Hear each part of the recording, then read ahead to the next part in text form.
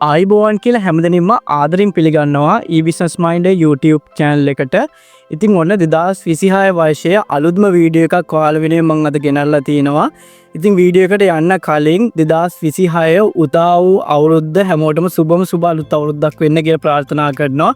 ඉතින් අද වීඩියෝ එකේදී මම ඔයාලත් එක්ක ෂෙයා කරගන්න බලාපොරොත්තු වෙනවා 2026 දැන් තියෙන අලුත්ම අප්ඩේට් එක අනුව කුඩා ළමයින්ට කොහොමද පාස්පෝර්ට් එක හදාගන්නේ. ඉතින් මට අවශ්‍ය කරන හැම දෙයක් මේ වීඩියෝ එකේදී A to Z පැහැදිලි කිරීමක් කරනවා. ඒක නිසා අනිවාර්යෙන් වීඩියෝ එක සම්පූර්ණයෙන් බලන්න. ඉතින් මම ඔයාලා වෙනුවෙන් කලින් වීඩියෝ එකක් ගෙනාවා. එතනදී වැඩිහිටියෙක් කොහොමද පාස්පෝර්ට් එක හදාගන්නේ කියන එක ගැන A to Z පැහැදිලි කිරීමක් කරා. ඉතින් වැඩිහිටියෙක් පාස්පෝර්ට් එක හදාගන්න බලාපොරොත්තු වෙනවා නම් අනිවාර්යෙන් මේ වීඩියෝ එක බලන්න. ඉතින් මේ වීඩියෝ එකේදී ඔයාලට පැහැදිලි කිරීමක් කරනවා කුඩා ළමයෙක්ට අදාළව පාස්පෝර්ට් එක හදාගන්න අවශ්‍ය කරන ඩොකියුමන්ට් මොනවාද, ඒ වගේම කොච්චර මුදලක් අය කිරීමක් කරනවද, ඒ වගේම විශේෂයෙන්ම ඇප්ලිකේෂන් ෆෝම් එක ෆිල් කරගන්නේ කොහොමද කියන එක ගැන මම මේ වීඩියෝ එකේදී අන්තිමේදී පැහැදිලි කිරීමක් කරනවා. ඒක නිසා අනිවාර්යෙන් වීඩියෝ එක සම්පූර්ණයෙන් බලන්න. ඒ වගේම පාස්පෝර්ට් සම්බන්ධයෙන් ඔයාලට වෙනත් වීඩියෝස් අවශ්‍යයි නම් අනිවාර්යෙන් කමෙන්ට් සෙක්ෂන් එකේ කමෙන්ට් එකක් දාගෙන යන්න. ඒ වගේම ඔයාලා දැනටමත් e-business mind YouTube channel එක subscribe කරලා අපිත් එක්ක තාමත් එකතු වෙලා subscribe කරගෙන යන්න අමතක කරන්න එපා. එහෙනම් අපි අද වීඩියෝ එකට යමු.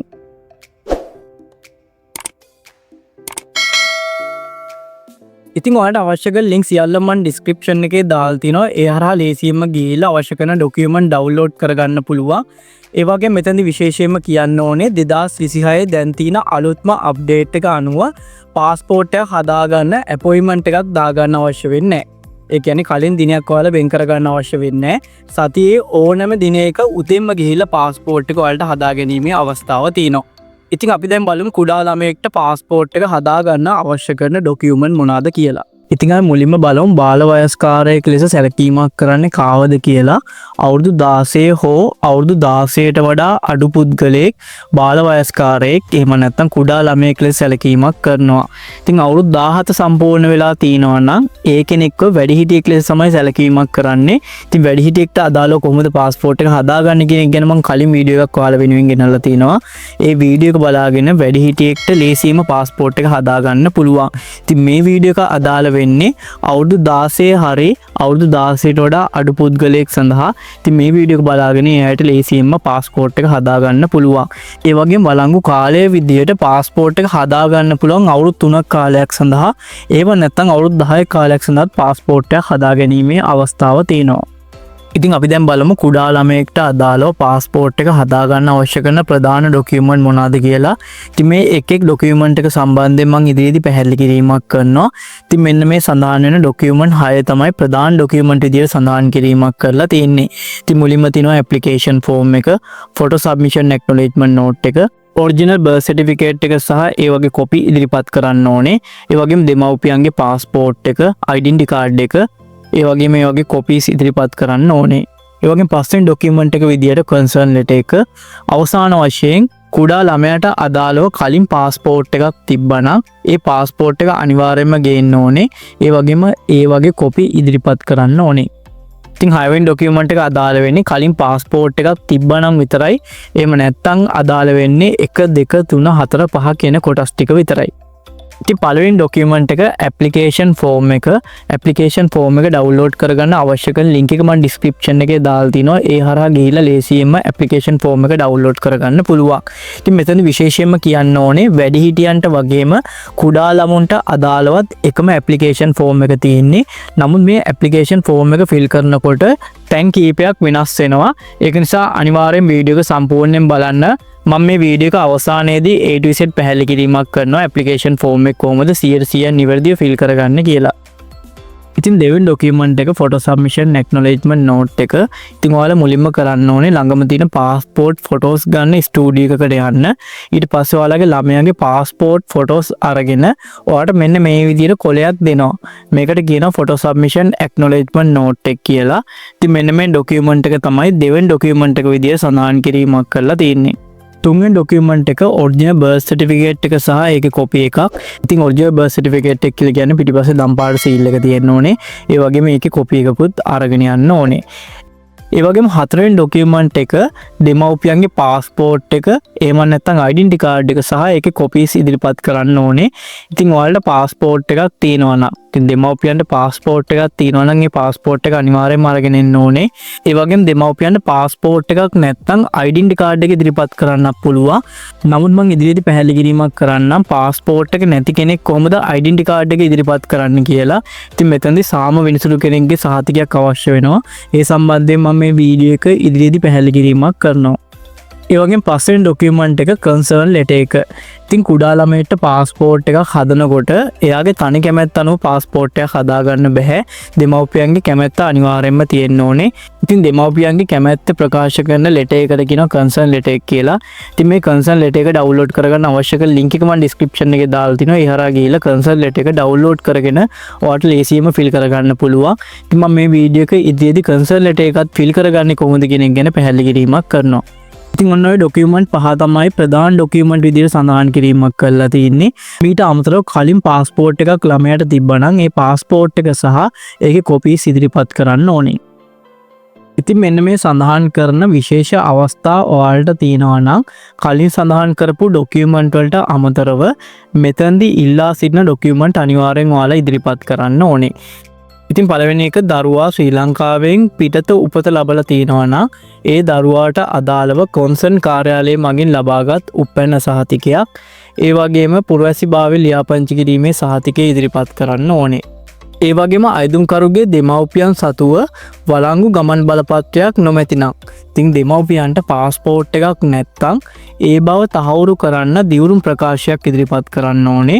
ඉතින් පාස්පෝර්ට් එකක් නැති නිසා දිවුරුම් ප්‍රකාශය සහ ජාතික හැඳුනුම්පත අනිවාර්යයෙන්ම රැගෙන ඉන්න ඕනේ. ඉතින් මෙන්න මේ කොටස අනිවාර්යයෙන්ම ගොඩක් අයට වැදගත් වෙන්න පුළුවන්. දෙමව්පියන්ට වළංගු පාස්පෝර්ට් එකක් නැත්නම් ඒ වගේ අවස්ථාවක ඒ බව තහවුරු කරන්න දිවුරුම් ප්‍රකාශයක් ඒ වගේම ජාතික හැඳුනුම්පත අනිවාර්යයෙන්ම රැගෙන එන්න ඕනි. ඒ වගේම දෙමව්පියන් දික්කසාද වෙලා ඉන්නවා නම් දික්කසාද සහතිකය ඒ වගේම දරුවන් හා දරුවන්ගේ භාරකාරීත්ව අයිතිය ලබා දෙන අධිකරණ නියෝගය ඔයාලා ඉදිරිපත් කරන්න ඕනේ. ඒ වගේම දෙමව්පියන් මිය ගොස් ඇතනම් මරණ සහතිකය නීත්‍යානුකූල භාරකරුවන්ගේ හඳුනා ගැනීමේ ලේඛනය නීත්‍යානුකූල භාරකරු විසින් ලබාගත් කැමැත්ත පිළිබඳ ප්‍රකාශ කිරීමේ ලිපිය ඒ වගේම ප්‍රාදේශීය ලේකම් මගින් සහතික කරපු ග්‍රාම නිලධාරියෙක් විසින් නිකුත් කරන ලබන වාර්තාවක් ඉදිරිපත් කරන්න ඕනේ. ඒ වගේම දරුවා දෙමව්පියන් විසින් අත්හැරලා තියෙනවා නම් ඒ වගේ අවස්ථාවක පොලිස් වාර්තාවේ සහතික කරන ලබන පිටපතක් ඉදිරිපත් කරන්න ඕනේ. ඒ වගේම ප්‍රාදේශීය ලේකම් විසින් අනුවත්සනක් සහිතව ග්‍රාම නිලධාරීන්ගෙන් ලබාගත් සනාථ කිරීමේ ලිපියක් ඉදිරිපත් කරන්න ඕනේ. ඒ වගේම දෙමව්පියන් දෙදෙනාම හෝ එක් අයෙක් විදේශගත වෙලා තියෙනවා නම් ඉතින් ගොඩක් අය මේ ප්‍රශ්න මගෙන් කලින් අහලා තිබ්බා දෙමව්පියන් දෙදෙනාම හරි එහෙම නැත්නම් එක් අයෙක් විදේශගත වෙලා ඉන්නවා නම් කොහොමද පාස්පෝර්ට් එක හදාගන්නේ කියලා. ඉතින් ඒ අය අනිවාර්යෙන් මෙන්න මේ ඩොකියුමන්ට් ටිකත් ඉදිරිපත් කරන්න ඕනේ. ඔවුන් විසින් ලබා දෙන ලද කැමැත්ත පිළිබඳ ප්‍රකාශය දෙමව්පියන්ගේ ගමන් බලපත්‍රවල පිටපත් ශ්‍රී ලංකා විදේශ දූත මණ්ඩලය මගින් සහතික කර තිබිය යුතුයි.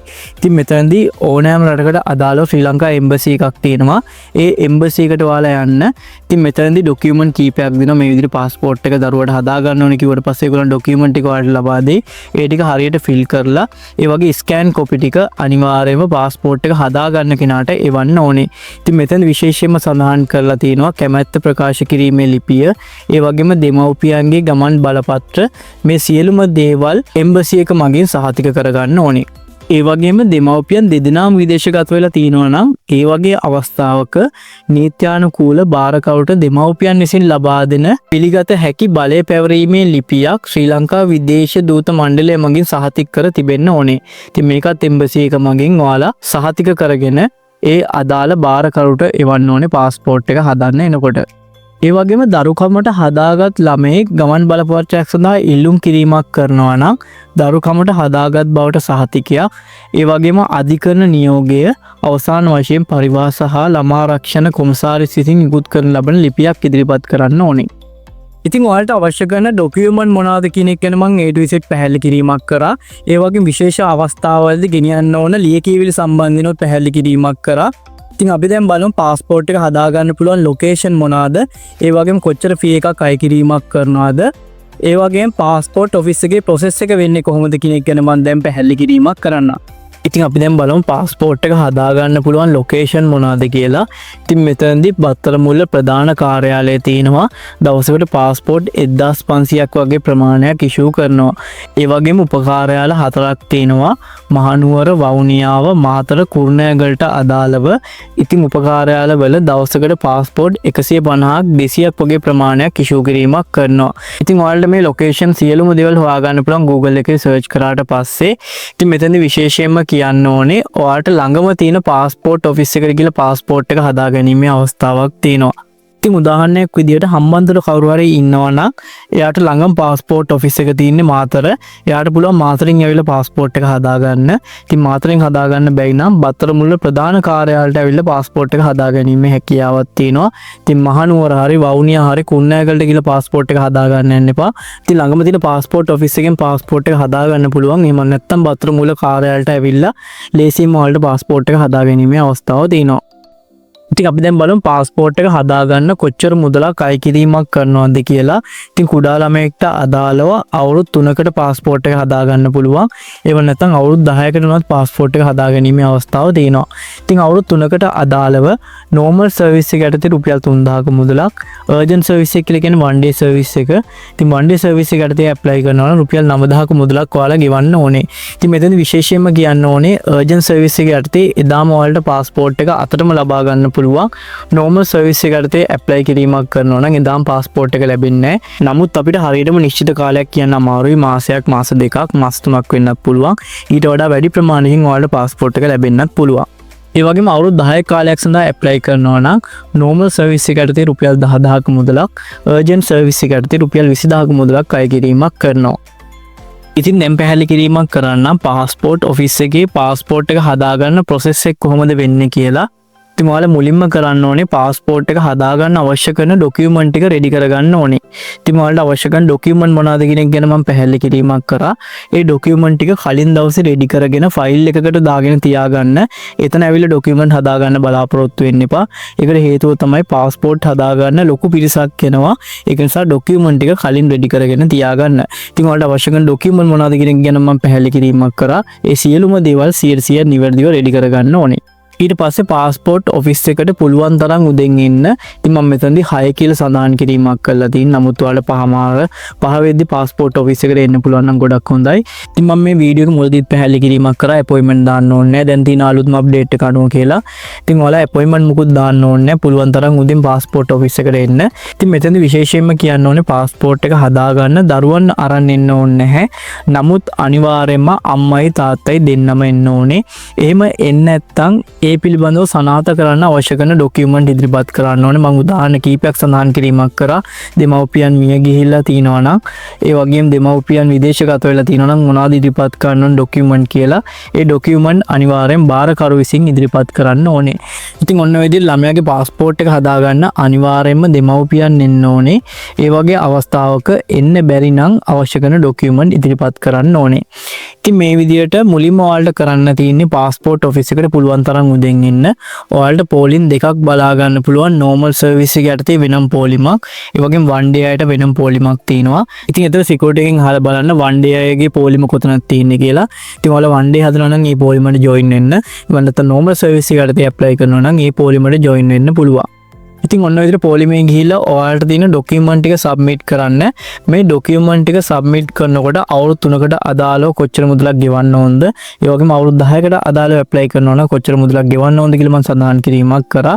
ඉතින් ඔන්න ඔය විදිහට ડોකියුමන්ට් ටික සබ්මිට් කරලා අවශ්‍ය කරන පේමන්ට්ස් ගෙවන්න ඕනේ. ඉතින් මෙතන විශේෂයෙන්ම කියන්න ඕනේ normal service එක යටතේ කවුරු හරි apply කිරීමක් කරනවා නම් ඒ කෙනාට ડોකියුමන්ට් ටික බාර දීලා සල්ලි ගෙවලා ගෙදර එන්න පුළුවන්. ඒකට හේතුව තමයි පාස්පෝර්ට් එක ඔයාලට post office එක හරහා ඔයාලගේ ගෙදරටම එවීමක් කරනවා.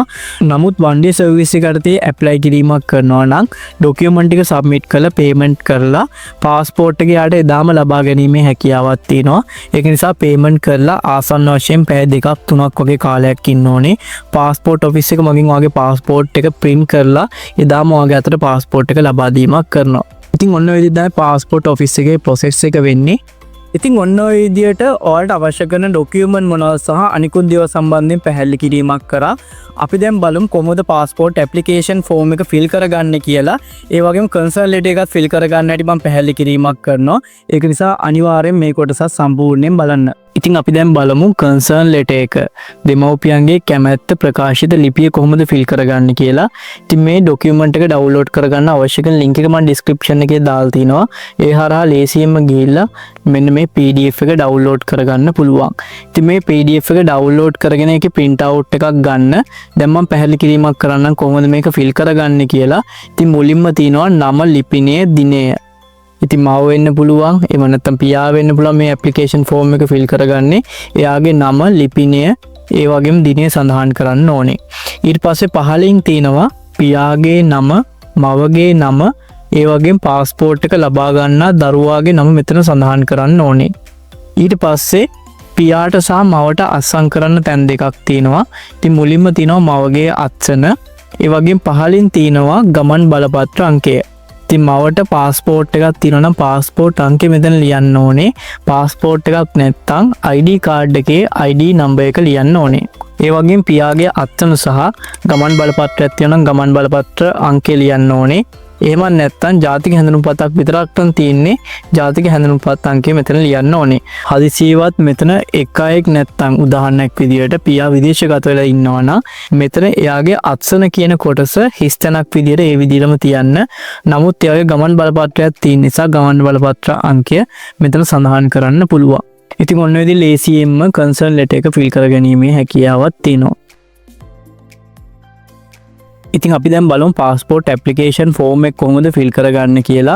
ඉතින් ඇප්ලිකේෂන් ෆෝම් එක ෆිල් කරගන්න කලින් ඔයාලට ගයිඩ්ලයින් කීපයක් සඳහන් කිරීමක් කරනවා. ඉතින් අනිවාර්යෙන් මේ ගයිඩ්ලයින් ටික ෆලෝ කරන්න ඕනේ. ඉතින් මේ ඇප්ලිකේෂන් ෆෝම් එක ෆිල් කරනකොට ඉන්ඩීසි කැපිටල් ලකුණු භාවිතා කරලා ෆිල් කරන්න. ඒ වගේම වචන අතර ગેප් එකක් තියෙනවා නම් කොටුවක ස්පේස් එකක් තියන්න පුළුවන්. ඒ වගේම මේ ඇප්ලිකේෂන් ෆෝම් එක ෆිල් කරනකොට අනිවාර්යෙන් මේ සඳහන් කරන දේවල් ඩබල් චෙක් කරන්න.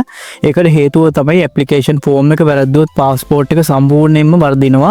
ඒ වගේ මෙතන සඳහන් කරන සියලුම විස්තර තමන්ගේ ළමයාට අදාළව තියෙන විස්තර තමයි සඳහන් කිරීමක් කරන්න ඕනේ.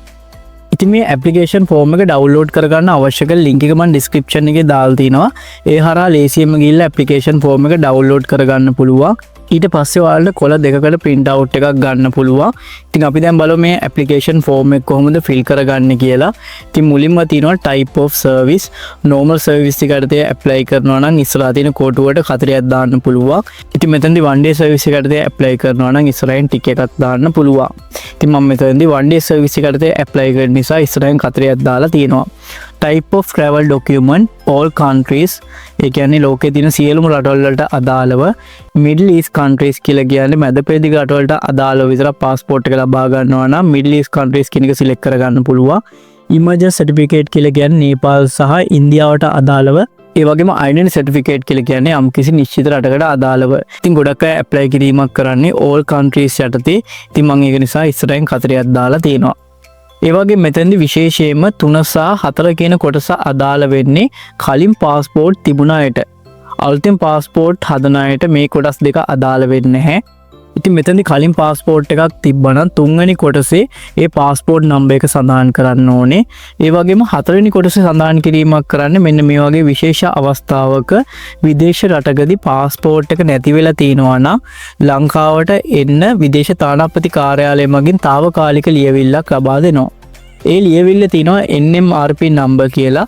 ඉතින් එන්නේ වගේ සිද්ධියක් ඔයාලට වෙලා ලංකාවට එන්න తాවකාලික ලියවිල්ලක් ලැබුණා නම් එතනදී NMRP නම්බර් එක සඳහන් කරන්න ඕනේ. ඉතින් මෙතනදී 3 සහ 4 කියන කොටස අලුතෙන් પાස්පෝර්ට් එක හදන කෙනෙක්ට අදාළ වෙන්නේ නැහැ. ඒ වගේම පස්වෙනි කොටසේ national ID card නම්බර් එක. ඉතින් කුඩා දරුවට අදාළව ID card එකක් නැත්තම් මෙතන ඒ සම්බන්ධයෙන් සඳහන් කිරීමක් කරන්න අවශ්‍ය වෙන්නේ නැහැ. ඒ වගේම 6 සහ 7. ඉතින් මේක ඉතාමත් වැදගත්. ඔයාලා අනිවාර්යයෙන්ම නම සඳහන් කරනකොට මේ සියලුම දේවල් සම්බන්ධයෙන් සැලකිලිමත් වෙන්න ඕනේ. ඉතින් මුලින්ම තියෙනවා surname එක. surname කියලා කියන්නේ වාසගම. ඒ වගේම other name යටතේ වාසගම හැර අනිකුත් සියලුම නම් සඳහන් කරන්න ඕනේ. ඉතින් මම මෙතෙන්දී උදාහරණ දෙකක් යටතේ පැහැදිලි කිරීමක් කරන්න. ඉතින් පළවෙනි උදාහරණය තමයි හේරත් මුදියන්සේලාගේ සවිඳු නිම්සර පෙරේරා. ඉතින් මෙන්න මේ නමට අදාළව සර්නේම් එක තමයි හේරත් මුදියන්සේලාගේ. ඉතින් ආගේ ප්‍රධාන නමට ඉස්සරහින් දින කොටස තමයි වාසගම. හේරත් මුදියන්සේලාගේ කියන එක සර්නේම් එක. අදර් නේම් කියන කොටස ලියන්න ඕනේ සවිදු නිම්සර පෙරේරා. ඉතින් මේ වගේ නමක් තියනවා නම් ඔන්න ඔය විදිහට තමයි සර්නේම් එක සහ අදර් නේම් කියන කොටස් දෙක කඩාගන්නේ. ඒ වගේම සමහර අයට මේ වගේ ප්‍රශ්නයක් තියෙන්න පුළුවන් සර්නේම් එකක් නැහැ. ඒ කියන්නේ ඉස්සරහට වාසගමක් නැහැ. ඉතින් මේ වගේ අවස්ථාවක් කොහොමද නම සඳහන් කරන්න කියලා ගොඩක් අය අහලා තිබ්බා.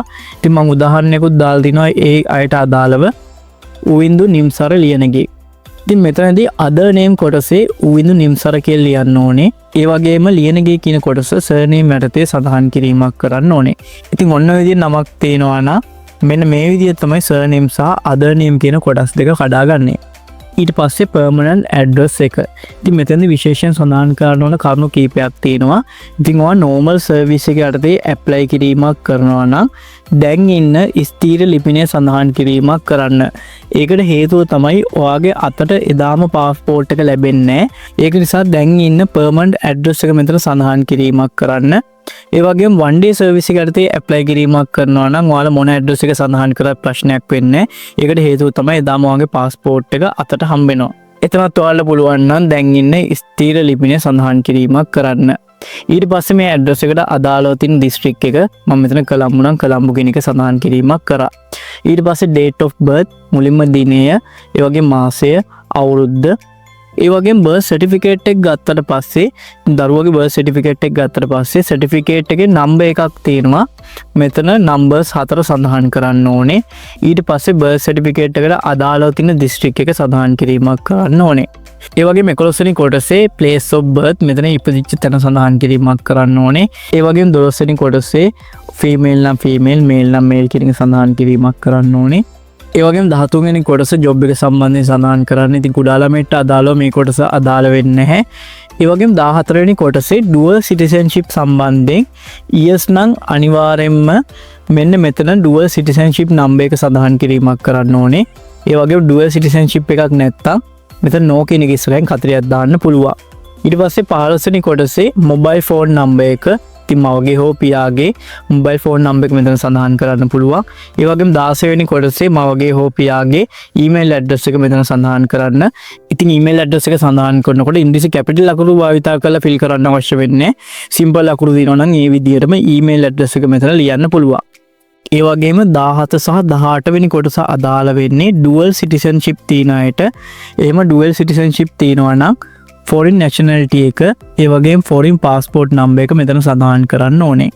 ඒ වගේම 19 වෙනි කොටස ඉතාමත් වැදගත්. පියා හෝ භාරකරුගේ passport number එක, එහෙම නැත්නම් national ID එක. passport එකක් තියෙනවා නම් ඒ passport number එක මෙතන ලියන්න ඕනේ. passport එකක් නැත්නම් national ID card number එක මෙතන සඳහන් කරන්න ඕනේ. ඒ වගේම මව හෝ භාරකරුගේ passport number එක, passport එකක් නැත්නම් national ID card එකේ ID number එක මෙතන සඳහන් කරන්න ඕනේ.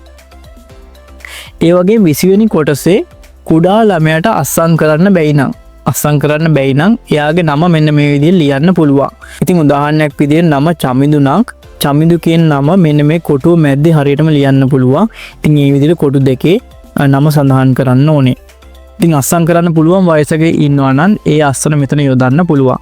ඒ අස්සම් කරන්න බැරි වයසක ඉන්නවා නම් මව විසින් එයාගේ නම මෙතන ලිවීමේ හැකියාවක් තියෙනවා. ඒ වගේම 21 වෙනි කොටසේ දිනය, ඒ වගේම අයදුම්කරුගේ අස්සන මෙතනත් එයාට අස්සම් කරන්න, කියන්නේ ළමයාට අස්සම් කරන්න පුළුවන් නම් එයාගේ අස්සන මෙතන දාන්න ඕනේ. අස්සම් කරන්න බැරි නම් මෙතන එයාගේ නම ලියන්න පුළුවන්. ඉතින් ඔන්න ඔය විදිහට තමයි 100% නිවැරදිව මේ ඇප්ලිකේෂන් ෆෝම් එක ෆිල් කරගන්නේ. ඉතින් කුඩා ළමයෙක්ට පාස්පෝර්ට් එක හදාගන්නේ කොහොමද කියන එක ගැන මම A to Z පැහැදිලි කිරීමක් කරා. ඉතින් මේ සම්බන්ධයෙන් ඔයාලට මොනවා හරි ගැටලුවක් තියෙනවා නම් අනිවාර්යෙන් කමෙන්ට් සෙක්ෂන් එකේ කමෙන්ට් එකක් දාගෙන යන්න. ඒ වගේම මේ වීඩියෝ එක ඔයාලට වැදගත් වුණා නම් ලයික් එකක් දාගෙන යන්නත් අමතක කරන්න එපා. එහෙනම් අපි මේ වගේ වැදගත් වීඩියෝ එකකින් ඊළඟ වීඩියෝ එකකින් හම්බෙමු.